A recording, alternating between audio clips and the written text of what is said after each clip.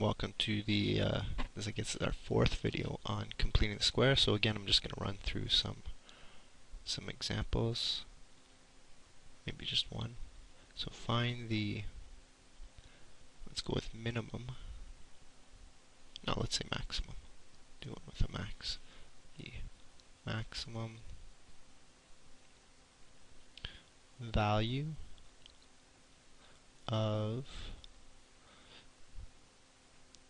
negative 3x squared plus 5x minus, let's go with 10.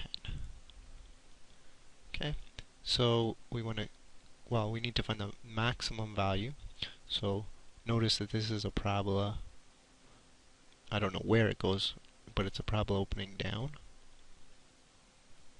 because there's a negative in front of the a value is negative, which means there's sort of a highest point, so we have a maximum value. So in order to find the maximum value, we just complete the square. So follow those steps that I laid out in the last video.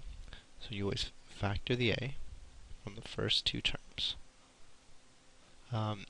So if I factor negative 3 from x squared, I'll get x squared, or from negative 3x squared, I get x squared. This one's a little bit tricky. So if you factor negative 3 from 5x, a lot of people will say, well, negative 3 doesn't go into 5, so I can't factor it. Remember, when you're factoring, you're just dividing this term. So all you need to do is divide 5 by negative 3, and write that as a fraction. 5 divided by 3, 5 over 3. And then the negative 10 is there. So the reason that I'm going to leave this as a fraction is, if I were to try to write that as a decimal, it would be a non-repeating, or it would be a repeating decimal, but it would be an infinite decimal, right? If you try that on a calculator, you'd get 1.6666 forever, although your calculator might round it to 1.667 at some point, but you'd be losing accuracy. You no longer have sort of the exact answer. So I'm going to leave this as a fraction. So the second step is to insert, add and subtract the number that would make this a perfect square. And remember that the number you're adding is always half of this squared. So 5 over 3, and I want half of this. So how do I get half of this? Well, I divide it by 2. But if you divide by 2, if you divide a fraction by 2, the way to do that is actually multiply by the reciprocal, right? 1 over 2. So 5 over 3 times 1 over 2 is 5 over 6. So half of 5 over 3 is 5 over 6, but then remember, you have to square 5 over 6, which would be 25 over 36. So you're going to add, remember, plus always first, always the positive first. 25 over 36, subtract 25 over 36. Yep, so there we go. Y is equal to negative 3. Now we want to remove this last term. So the way we're going to do that is multiply by the a value, the number in front of the bracket. So just leave those first 3 terms in the bracket, plus 25 over 36. Negative 3 times negative 25 over 26. Well, it's going to be positive, because negative times negative is positive. So you could do 3 times 75 over 36. 3 times 25 is 75 over 36. But you might actually recognize that you can reduce here. 3 and 36 are both divisible by 3. So if you divide this by 3, you get 1. If you divide this by 3, you get 12. So it's actually just 1 over 1 times 25 over 16. So 25 over 16 minus 10. That way we didn't have to worry about reducing later. But if you had done it the other way, you would just have to reduce in the next step. And the last step, although I think we're going to do this in 2 separate steps, is first to factor this this bracket. So again, you might be thinking, well, how do I factor that?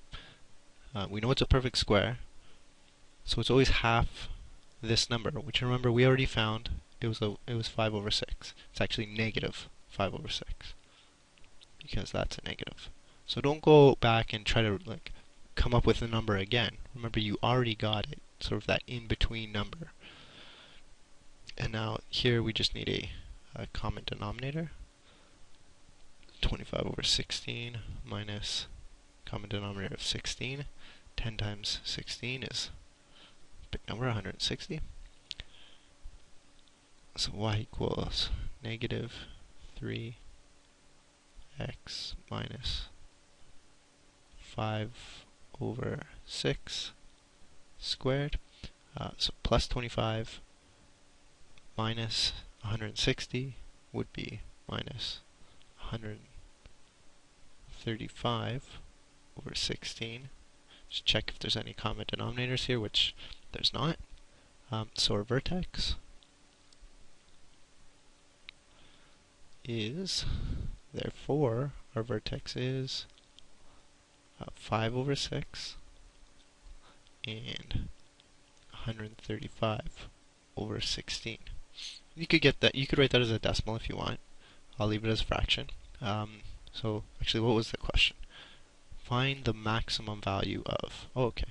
So the maximum value. Well, this is the maximum point, right? Your vertex, right? If we were to graph it, I'm not even going to put my grid on it.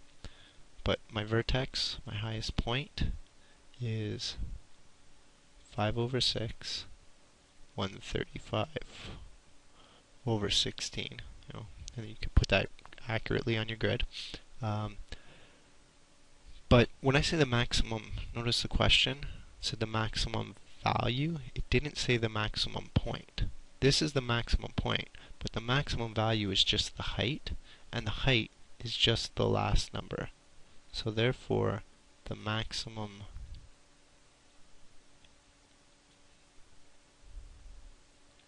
value is 135 over 16. So it's just the y value. So if you're ever asked for the maximum value or minimum value, you just give the y number. If you're asked for the maximum point, you would give the coordinates of the vertex. Okay, so tell you the truth, that's about as difficult as completing the square is going to get. All the examples are going to be sort of similar to that.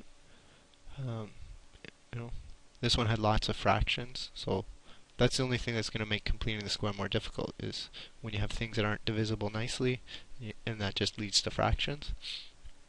But you know, to be honest, this is about as tricky as you're going to get. So just follow those steps and you should be good.